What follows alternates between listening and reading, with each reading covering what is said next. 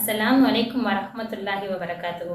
ஹுதைஃபா இப்னு யமான் ரலியல்லாஹு அன்ஹு அவர்களின் வாழ்க்கையிலிருந்து நமக்கான சில படிப்பினைகளை இன்ஷா அல்லாஹ் இன்னைக்கு நம்ம பார்க்க போறோம். ஹுதைஃபா ரலியல்லாஹு அன்ஹு எப்படிப்பட்ட ஒரு நபி தோழரா வாழ்ந்திருக்காங்கன்னா, தகவல்களை சேகரித்து அதை பகுப்பாய்வு செய்யறதுல மிகவும் திறமையானவங்களாக இருந்திருக்காங்க. அது மட்டும் இல்லாம நபி ஸல்லல்லாஹு அலைஹி வஸல்லம் அவர்களின் ரகசியங்கள் ஒப்படைக்கப்பட்ட ஒரு தோழரா இருந்திருக்காங்க. அதனாலதான் மற்ற நபி தோழர்கள் எல்லாரும் ஹுதைஃபா ரலியல்லாஹு அன்ஹு ஸல்லல்லாஹு அலைஹி வஸல்லம் அவர்களின் ரகசியம் காப்பவர்னு சொல்லி அழைக்கிறாங்க.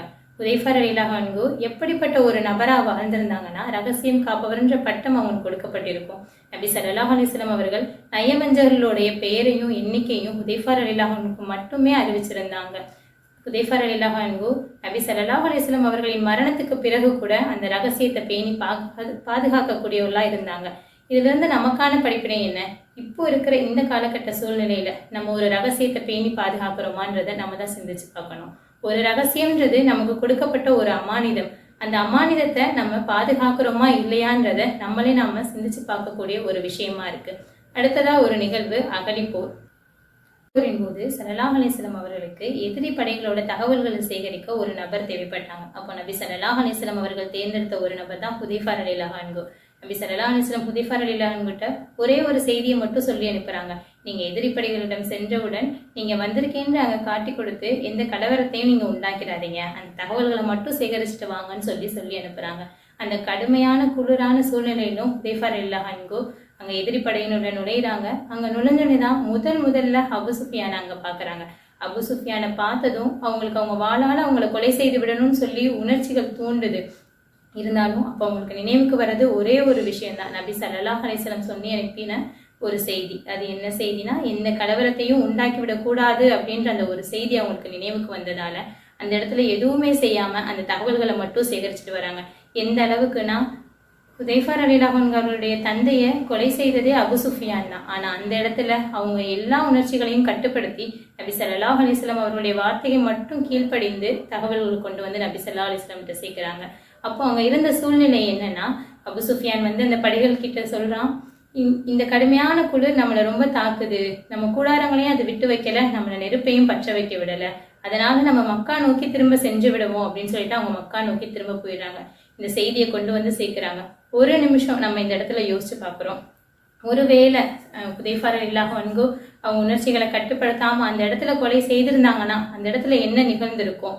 ஒரு கலவரமே ஏற்பட்டிருக்கும். மக்காவை நோக்கி திரும்ப செல்லக்கூடிய அந்த மக்கள் தன் தலைவனை இழந்து விட்டால் திரும்ப செல்லுவாங்களா? அந்த இடத்துல எவ்வளவு பெரிய ஒரு கலவரம் ஏற்பட்டிருக்கும்.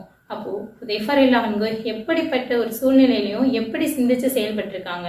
இதற்கான படிப்பினை நம்மளுக்கு இதுதான். நம்மளுடைய உணர்வுகளை நம்ம கட்டுப்படுத்த தெரியக்கூடியவங்களா இருக்கணும். அது மட்டும் இல்லாம அல்லாஹ் மட்டும் அவனுடைய தூதர் ஸல்லல்லாஹு அலைஹி வஸல்லம் அவர்கள் சொன்ன சொல்லுக்காக நம்ம கட்டுப்பட்டு கீழ்ப்படிந்து வாழக்கூடியவர்களா இருக்கணும். தபுக் போரின் போது நபி ஸல்லல்லாஹு அலைஹி வஸல்லம் அவர்களை நயவஞ்சர்கள் கொலை செய்ய வரப்போறாங்கன்ற திட்டத்தை அல்லாஹ் ஸல்லல்லாஹு அலைஹி வஸல்லம் அவர்களுக்கு முன்கூட்டியே அறிவிச்சிட்டான். அதனால நபி ஸல்லல்லாஹு அலைஹி வஸல்லம் அவர்கள் அந்த இடத்தை விட்டு நகர்ந்து சென்று ஹுதைஃபா ரலியல்லாஹு அன்ஹு மற்றும் அம்மார் இப்னு யாசிர் ரலியல்லாஹு அன்ஹு இருக்கிற இடத்தை நோக்கி சென்று விடுறாங்க. அப்போ ஹுதைஃபா ரலியல்லாஹு அன்ஹு அந்த இடத்துல நபி ஸல்லல்லாஹு அலைஹி வஸல்லம் கிட்ட கேட்குறாங்க, இவங்க நயவஞ்சர்கள் தானே, இவங்க எல்லாரும் தண்டனைக்குரியவங்க தானே, இவங்களை கொலை செய்து விட்டுறலாமே அப்படின்னு சொல்லிட்டு கேட்குறாங்க. அப்போ அந்த இடத்துக்கு வர நயவஞ்சகர்கள் ஸல்லல்லாஹு அலைஹி வஸல்லம் கூட ஹுதைஃபா ரலியல்லாஹு அன்ஹு இருக்கிறத பார்த்துட்டு அவனுடைய திட்டம் முகமதுக்கு தெரிஞ்சிருச்சு, அதனால நம்ம இங்கேருந்து போயிடுவோம்னு சொல்லிட்டு போயிடுறாங்க. திரும்ப அதே கேள்வி ஸல்லல்லாஹு அலைஹி வஸல்லம் கிட்ட கேட்கும்போது நபி ஸல்லல்லாஹு அலைஹி வஸல்லம் சொல்றாங்க, அவங்க இப்போ முஸ்லிம்களாக இருக்கிறாங்க, நாம அவங்கள கொலை செய்து விட்டோம் அப்படின்னா இந்த செய்தி மக்களிடம் ஃபுல்லா காட்டுத்தீ போல பரவிவிடும், முகமது தன்னுடைய தோழர்களையே கொலை செய்து விட்டான்னு சொல்றாங்க. அந்த செய்தியை கேட்கறதுல நான் வெறுக்கிறேன்னு சொல்லி ஸல்லல்லாஹு அலைஹி வஸல்லம் ஹுதைஃபா ரலியல்லாஹு அன்ஹு கிட்ட பதில் கூறுறாங்க. அப்போ இதுல இருந்து ஒரு பாடமா ஹுதைஃபா ரலியல்லாஹு அன்ஹு எடுத்துக்கிறாங்க.